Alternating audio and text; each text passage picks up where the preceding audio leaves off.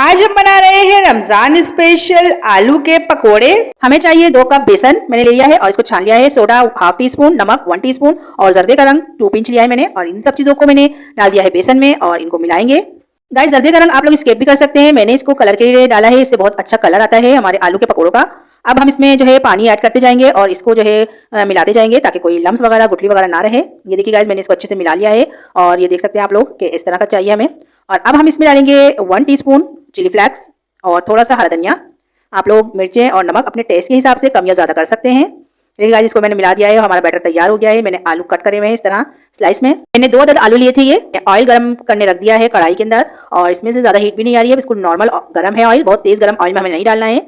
अब हम इसकी कोटिंग करेंगे आलूओं की और इसमें डालते जाएंगे। ये देखिए गाइस, मैं इसी तरह जो हूँ सारे के सारे डाल दूंगी। आप लोग देख सकते हैं मैंने डाल दिए हैं। अब ये फ्राई हो रहे हैं, तकरीबन 2 मिनट लगेंगे इसको फ्राई होने में। और फ्लेम हमें रखनी है मीडियम, क्योंकि आलू जो है इसको थोड़ा सा टाइम लगेगा पकने में।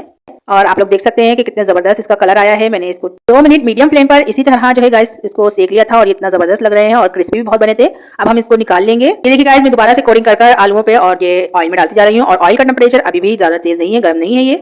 ये देखिए गाइस, ये भी फ्राई हो गए हैं और कितने जबरदस्त लग रहे हैं। मैं आपको दिखाती हूँ डिश आउट करके इनका फाइनल लुक। ये देखिए गाइस, हमारे आलू के पकौड़ों का फाइनल लुक कितना जबरदस्त लग रहा है।